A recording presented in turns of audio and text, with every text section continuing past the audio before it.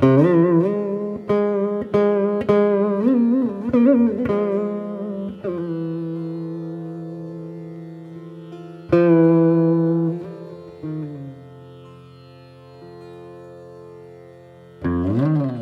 offer my pranam again and again to our beloved Gurudev, Om Vishnu Pad, Nitya Lila Pravishtam Astotra Shri Shrimat Bhaktivedanta Narayan Goswami Maharaj, who revealed the inner message of Chaitanya Mahaprabhu's mission wholesale all over the world. Our Gurudev was such a revolutionary. Even within this revolutionary movement, our Gurudev shocked thousands of Vaishnavas. They couldn't believe how Gurudev just opened up the confidential pastimes of the Vraj Leela. So many people were criticizing him. He told me that one time. So many people criticized me. He said, so many Vaishnavas, they know about this Rag Marg, and they're practicing it, but they won't share it. And other people criticize me for what I'm doing. He said, but I'm doing it anyway. So we're so eternally grateful. He's just given us all this sweetness and just, phew. Yes. So many people criticized him for speaking Vilap Kusmanjali, all those Ras Leela classes, to the ISKCON GBCs. But he knew what he was doing. People, he knew they would leave him. But he's left us such a legacy in English language. So now we can listen to these recordings, read the transcripts, and just get immersed, in the message of Chaitanya Mahaprabhu. Mahaprabhu himself was meditating on the Astakalya Leela, the Vraj Leelas. So we're so fortunate that our Gurudev came. I thought I was going to have to wait till my next birth to meet Sadhguru. And then all of a sudden, boom, one day, I was dropped down in Vrindavan and I was brought to his door. And I was told, you may have to wait a couple of hours to see him. You may not get to see him at all. And after I was at the mud, I went over there by myself. I'd never been there before. After 10 minutes, the doors open up. He was sitting on his bed smiling, come, come. So, and immediately he was very hospitable to me. He was always very hospitable, always very personal, and always a dear father, dear friend, a mother, brother, sister, everything. So I had some very wonderful experiences with him. When I first got there in Mathura, it was very austere there. I think there wasn't even a telephone yet. No amenities. And Gurudev used to say to me, well, you can stay overnight if you want. And I go, I've got to go back to Vrindavan. Then it was time for Kartik. So I met him at the beginning of, the end of March in 1993. So then, that year was Purushottam Mash. In August, I went to Jagannath Puri with him, and he was very kind. He told us in the morning, Jagatarini and I were the only Westerners there. He would give darshan in his room every morning at Singania's house. Jagatarini and I were invited. Umadidi would go. Savita would go, and that's all. Madhav Maharaj was there, Naveen Krishna Brahmachari. That's about it. He'd answer my every question. I still have the recordings of these darshans. There were 4 cassettes. And he'd tell us very confidential things, and I was brand new, and he was just completely open-hearted, and it's astounding. I listened to these recordings. I can't believe how open he was with me at that time. So he was always extremely kind and magnanimous. So that was a very special experience being in Puri then. And then when ISKCON GBC came, and I was brand new, but I could see Gurudev was testing him. He took a room at the Birla guest house nearby, and he was coming, and he expected Gurudev to just drop everything and give him all of his time, it seemed. So Gurudev wasn't doing that. And then when he saw after like 2 days, 3 days that Gurudev was giving his time to everybody, you know, not specifically to this person, then he left. He went back to Vrindavan. And then it just so happened Gurudev came to Vrindavan maybe a month or so later after we got back. And I just happened to be in the room in Vrindavan at Rup Sanatan Mutt, and this person came and offers pranam to Gurudev. And Gurudev said, "Oh, you left Puri. I wanted to give you so much. You know, I'm sorry. It was my fault. Forgive me that, you know, you left." Well, it amazed me to see, you know, Gurudev's hospitality to this person. Even I saw Gurudev was testing him to see if he had the patience to wait to receive what Gurudev wanted to give.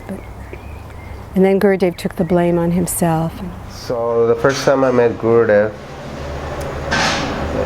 I really wasn't looking for Gurudev. I was actually staying at some ashram in Miami, and really I was looking for Bhakti Pramod Puri Goswami Maharaj. I've been many years in ISKCON. My dad pretty much brought me up there since I was 2 years old, but I really didn't find any like pure spiritual master. And then I was always thinking, you know, I'm so unfortunate I never met Srila Prabhupada, and I never met, like, you know, such a great personality like him. And then my dad, you know, he kind of realized that, you know, there were great devotees in ISKCON, but nobody of that caliber. So he actually went seeking for Srila Bhakti Pramod Puri Maharaj. And then and then he went to India, and when he came back, it was so inspiring, and I felt like I should also take advantage of meeting this great personality, you know, and take an initiation from him. So it's a long story, but I was on my way there, and I ended up being in an ashram in Miami. And then, I guess by the mercy of Krishna, Srila Gurudeva was going to Miami also. When he got there, all the devotees from the temple that I was staying decided to go see him. You know, at that time there were just very few devotees. It was Brajanath Prabhu, Pundarik Prabhu, Prem Prayojan, Brahmachari, and, you know, just a few devotees. But I remember, you know, when I saw Gurudeva, I was like, wow, this is somebody I like. He's not like any of the sannyasis I met before. And he was really actually, he was really very different than all the other sannyasis I had met. And we were really lucky because it was pretty intimate. We were probably just only like 12, 14 devotees in his classes. And I got the chance to sit, you know, very close, just in front of Gurudev. And then, unfortunately, some things that I remember is that because we were getting up early in the morning, and I was like kind of nodding there in the class, and my eyelids were coming like that. And then Gurudev, he looked at me and he said, "Don't let Maya Devi sit on your eyelids." And then like that woke me up. But yeah, it was really special. And after listening to his Harikatha, and actually after seeing how enthusiastic his brahmacharis were, I was like, wow, this is really a great personality. But still in my heart I was like, oh, I already have decided to take initiation by Puri Maharaj. So I had a little doubt, you know. I was like, well, he's great, but I mean, I already was gonna go there. And then one day I just came to Gurudev, and he asked me, you know, are you gonna take initiation? And I thought, actually, Maharaj, you know, I was already planning on giving my heart to Bhakti Pramod Puri Maharaj, but the thing is, now that I see you, I'm not sure what to do. And then Srila Gurudev told me, you should know very clearly that I'm not different from Bhakti Pramod Puri Maharaj. And then when he said that, I was like, okay, I guess it's meant to be. So yeah, Gurudev was very merciful. He gave me shelter. And then the next day I came, and then he asked me, so what's your name? And at that time my name was, well, I never got initiated in ISKCON, but my dad wanted me to be initiated by some sannyasi there.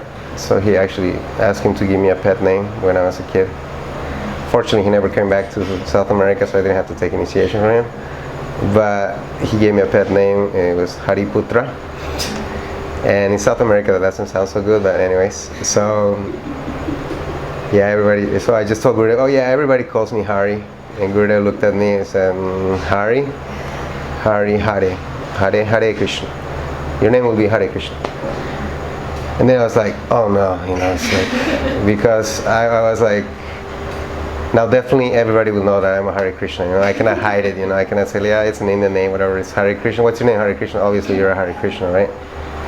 And so at the beginning I was like, oh, that's kind of awkward that Gurudev gave me that name, but then Gurudev told me, do you know what Hare Krishna means? And I was like, yeah, Gurudev, of course, Radha and Krishna, right? That's what Hare Krishna means. And Gurudev said, no. Hare Krishna is actually the name of Lord Caitanya. Because Lord Caitanya is no different from Radha Krishna. Radha Krishna Nahani. So I was like, wow, that's the first time I hear that actually Hare Krishna is the name of Lord Caitanya. And I was like, wow, that's really special. And then even though I was not so enthusiastic at that moment, I gradually, after 2 days, I realized like that's the best name that I could ever receive, and I was so grateful to Gurudeva for that. And later on, I was like, I really want to go to Mathura, so I asked Gurudeva, please, can I go to your temple and stay with you? I want to learn more about, because I didn't know anything. Gurudev said, yes, you can come, no problem. And then he arranged, it was crazy, I didn't have any money or anything, but then he arranged for some devotee to tell you that was just passing by. He said, oh, you want to go to India? Yeah, why don't you come with me? You help me distribute some books in New York, and then I'll pay for your ticket. And I was like, okay, die. So Gurudev's mercy, he was really extremely merciful. I'll never be able to repay him. He actually gave me shelter in Mathura, and actually when I went to find him, it was not such a, I'm not gonna tell my personal story, but anyways, it was like crazy. I was not supposed to go there the way I went, but when I got there, I was trying to look for Gurudev, and he was not there. And I was feeling a little bit like, oh, he's not here, maybe I shouldn't stay here, and I was about to leave, but then some devotee came and said, Gurudev's not here, he's in Puri, he's going to come back soon, but you should meet somebody. And that was Pramananda Prabhu. And I felt, okay, I'll meet him. And then I went to meet him, and even though he didn't know who I was, and even though I had so much trouble in my back, he said like, oh, don't worry, just stay here, Gurudev's coming. And then he practically, even though he didn't know me, and I was not wearing devotee clothes, I was wearing jeans and stuff like that, I just looked like a complete karmi. I guess now I'm looking again like a karmi now that I'm grihastha. But anyways, he was so merciful. He just let me stay there. And even though so many devotees were against me staying there because of certain circumstances, he told me, this is Gurudev's place. This is, so I cannot kick, even though people wanted to kick me out, they said, I cannot kick anybody from this mat. If anybody takes shelter here, it is my responsibility to take care of them. I'm here to take care of all of Gurudev's disciples. So all I can say is that I'm extremely grateful to Srila Gurudev for giving me that opportunity of staying in Mathura. He really changed my life. Those are probably the best years in my life where I've been able to get a little glimpse of his mercy. We really can never repay him all the austerity he has done for us, 50 years doing his bhajan in Mathura. Really, really special place. And anybody who has ever been there during, when Gurudev was there in Mathura, definitely has felt that special mercy in their heart. Srila Gurudeva was very conscious about our inner meanings and feelings. This I understood on one occasion when he just came to Germany, and I was thinking when I saw him after a long time, I didn't do really something significant to please him. Maybe he's not even happy with me, but I do. I'm such a useless, I don't do anything. When I compare myself with others, there is nothing to say to him. But at the time, he looked so straight to me and so deeply, and he made with his head like this. So I knew that only such type of thinking he likes, and this is how I should think always, actually. Another lady, friend of mine, she said she went to Gurudev to say, sorry, I did so many mistakes before I got initiated, before I met you, so many stupid things. I'm regretting this, please excuse me. And Gurudev said, oh, I was guiding you all the time. I wanted to bring you to me by all these happenings which you experienced in your life. Like I said, I didn't have so much exchanges with Gurudev, but I knew that only this, he didn't speak even to me so much. I was listening to his classes, and I tried by a little bit what I understood to do something in my life out of that, to follow the sadhana and distribute books. He said to me, distribute books, this will help you. And by this service, book distribution is actually the most how I experience him, how he is so much nearby. Even if I am alone on the street, then I don't feel really alone. In 2000, when Gurudeva came back to Brazil, my parents went there, and when they come back home, they was completely changed. Everything changed. It's like I cannot explain why, but all family energy was different that time. It was very, very special and strong, and everyone was like really sharing life. And then, okay, and then 2003, Gurudeva came back to Brazil again, and then all family went to see him. And before this, I think 2000, Shripad Bhaktivedanta Vana Goswami Maharaj, he went to Piranópolis, and then I remember that was the first time when I saw him, everything changed inside my mind, my body. He was very, very, very strong, and I didn't speak any English that time. I was a child, but I couldn't understand what he just tried to tell me, like change your japamala and things like this. And he really catch my heart. And then in 2003, when Gurudeva came again, he wrote to us and invited us to come to meet him. So in 2003, we went to Itapecerica to a big festival. And I remember everyone was doing bhajana, and we was waiting for Srila Gurudeva, and it was a big corridor.